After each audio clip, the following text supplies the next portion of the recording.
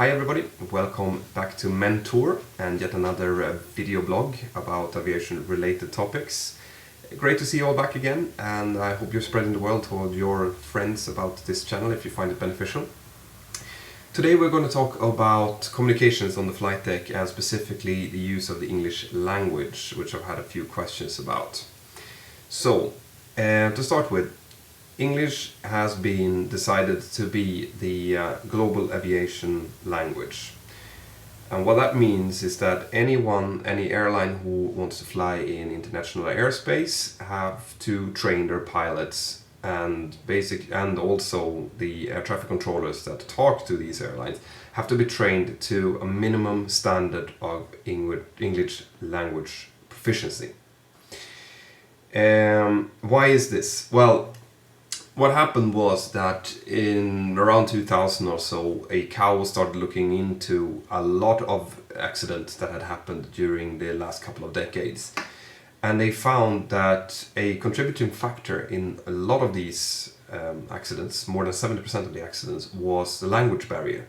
So that air traffic controllers to pilots and pilots to pilots, or all of these three, could not really communicate with each other and was misunderstanding each other.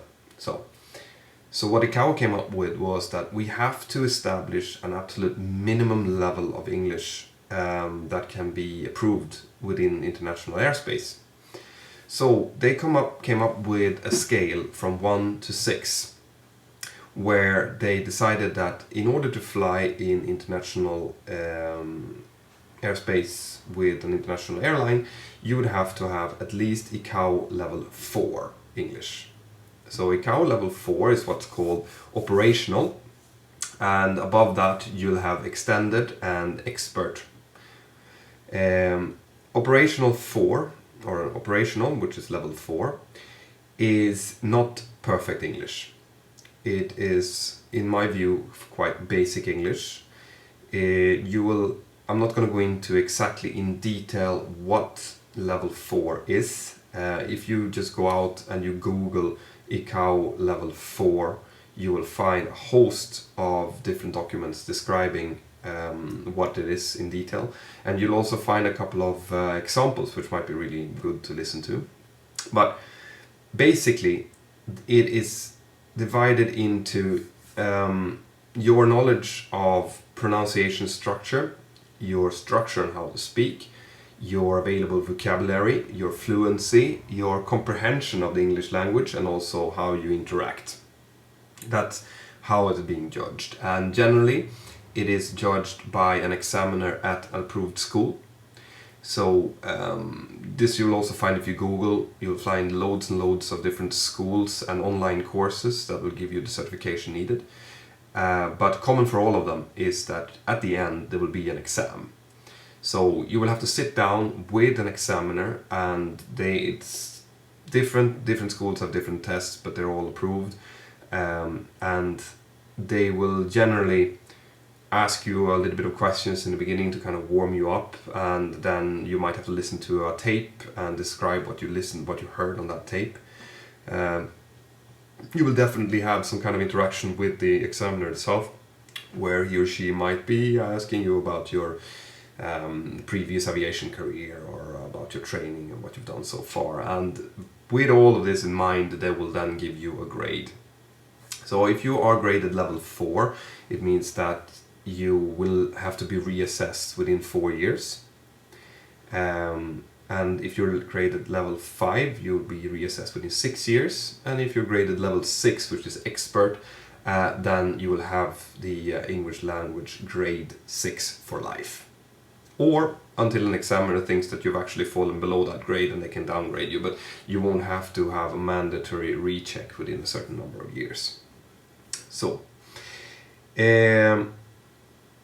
what do I think about this? Well, obviously, we work within an industry where you might be sitting together with people from all over the world. Hundreds of different nationalities might be working next to you.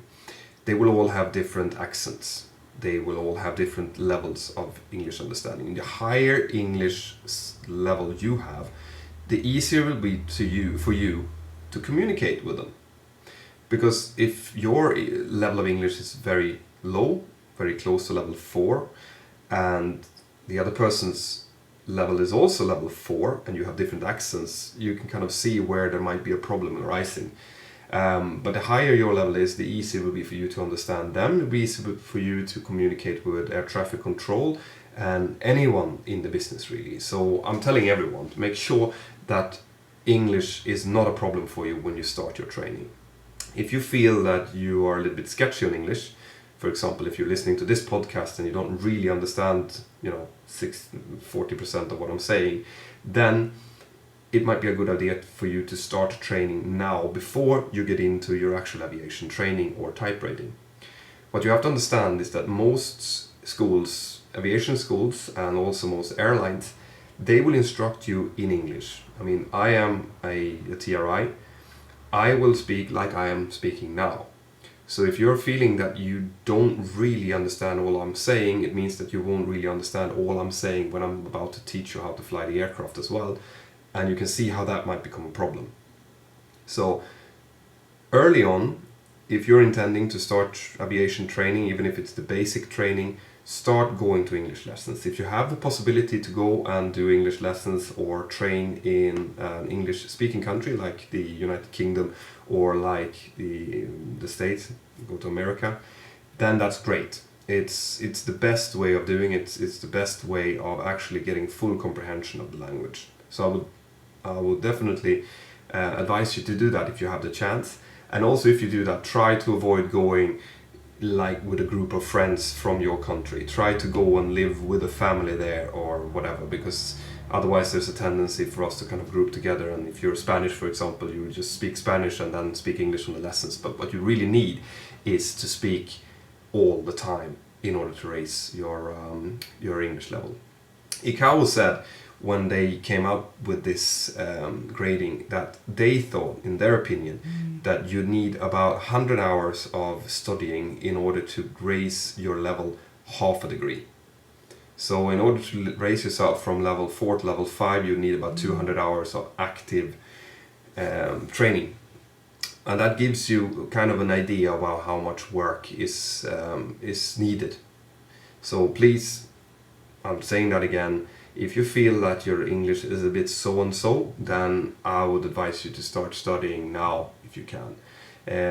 When it comes to actually getting your English language level 4 approval, there is a wide range of available online courses, available courses in different universities.